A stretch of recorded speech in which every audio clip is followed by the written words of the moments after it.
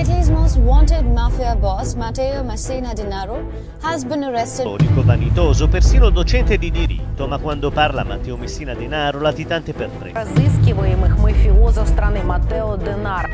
Italy's most wanted mafia boss, Sicilian Matteo Messina Denaro, has been arrested.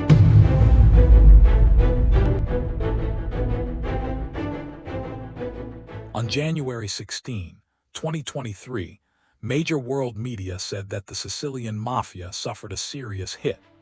That day, Italian police arrested Matteo Messina Denaro.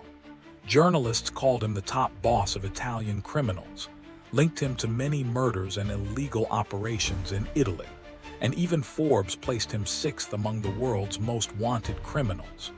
If these claims were true, then the mafia really received a heavy blow.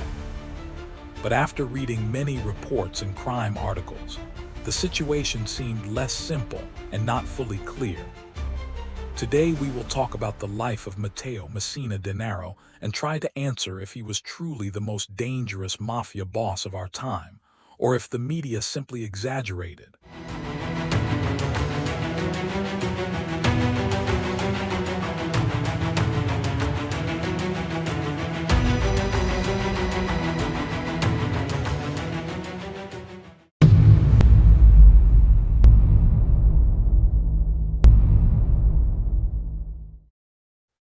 To understand this story, we should start with his childhood, because even then it was easy to guess what kind of person he would become.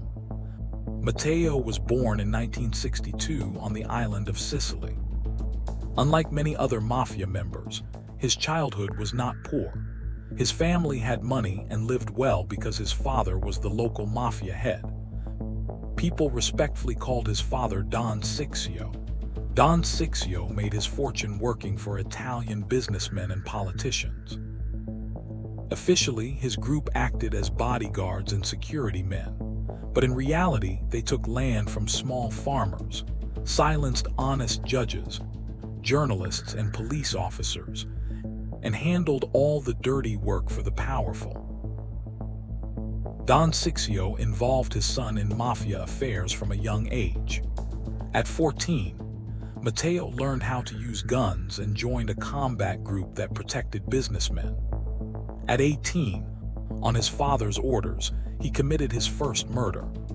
No one knows if it was a mafia ritual or just paid work, but it is a fact that he entered criminal life early.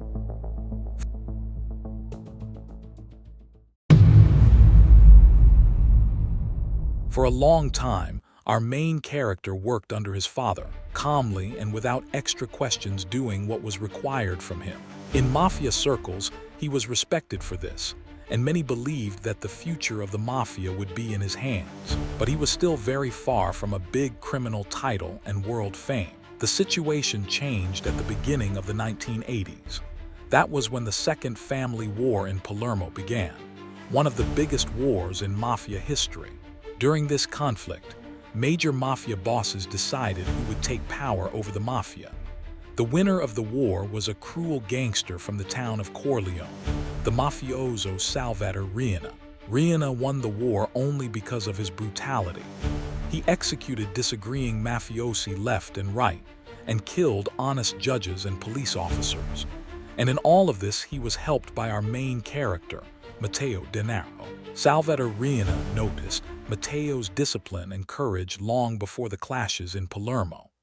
He offered Matteo to join the side of the Corleone gangsters during the war, promising him a serious position in the mafia hierarchy in the future. Matteo did not refuse the opportunity. He even personally took part in some murders. For example, in 1992, he strangled disloyal mafia boss Vincenzo Milazzo with his pregnant lover. Together with Salvatore Riina, they rebuilt the mafia structure for themselves. They killed unwanted mafiosi and put their own people in their places. So, by the early 1990s, all mafia dons in Italy obeyed only Salvatore Riina. Riina declared himself the boss of all bosses, and he gave Matteo the role of his advisor. It seemed like happiness. The man you supported wins the war, becomes the boss of all bosses, and also makes you his assistant. But no, everything was not so smooth. At that time, society was tired of mafia violence. So during the Mafia War in Italy, a movement to fight crime started. It was led by two honest judges, Giovanni Falcone and Paolo Borsellino. Under their leadership, a large persecution of bandits began. All of this also affected our main character. In 1988, the Italian police already had a file with Matteo Denaro's name. A year later, he was officially accused of mafia connections. At that time, many mafia guys got prison time. It became hundreds of people. Many people from the Denaro and Riina families went behind bars. This pushed Matteo to make very loud crimes. Because of these crimes, all Italy learned his name. The first step of the Denaro and Riina plan was to scare Italian judges. In 1992, with a 2-month gap, Paolo Borsellino and Giovanni Falcone were killed. They were the founders of the fight against the mafia. Their cars were simply blown up. Police later found that Matteo helped plan these attacks. Police reacted fast to these loud crimes. On January 15, 1993, the friend of our hero and boss of all bosses, Salvatore Riina, was arrested. Matteo Denaro was very upset by this news. He talked with other mafia guys and decided to take revenge for his friend. Under his leadership, several bomb attacks were made in Rome. 10 innocent people were killed. Denaro wanted to scare Italian society this way. Right after that, police put him on international wanted list. Denaro had no choice except running. He started living in secret houses, sometimes meeting other mafia guys to talk about problems. All family business was still controlled by Matteo's father. The new boss of all bosses became Bernardo Provenzano. In 1998, Matteo's father died because of illness. Matteo inherited the role of head of the mafia family in the town Castelvetrano. But Matteo wanted more than just being head of one small mafia town. Thanks to his power and connections, after some time, he became head of the mafia in Trapani province. He united 20 mafia families under his control. At that time, he did racket, collected money from local businesses, did international drug trade, and built ties with the 'Ndrangheta. Besides illegal work, he also did normal business. He owned olive groves and invested in supermarkets, all this while being wanted by police. He slowly expands his illegal business network, hides from police, and grows his authority. But now, he doesn't get his own hands dirty. But in 2006, something happens that Matteo dreamed about for a long time. Italian police arrest the boss of all bosses, the successor of Salvatore Riina, mafia man Bernardo Provenzano. There were 3 candidates for the new godfather of Italian mafia, including Matteo himself.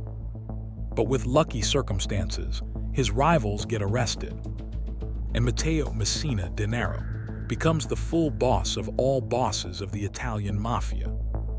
Now we reach the question that interested me from the start. Was Matteo Denaro a very powerful and dangerous criminal who controlled all mafia in Italy? In fact, he really was a cruel gangster who committed many terrible crimes. From the lowest mafia rank, he rose to the title of boss of all bosses.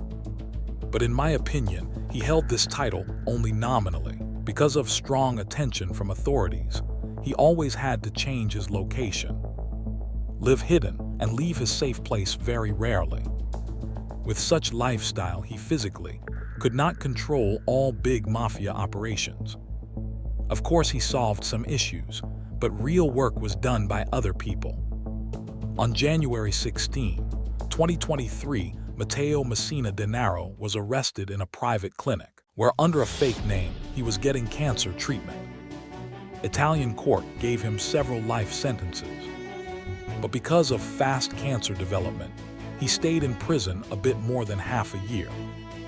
On September 25, 2023, he died in the oncology ward of the prison. The name of the new boss of all bosses of the Sicilian mafia is still unknown. And what do you think?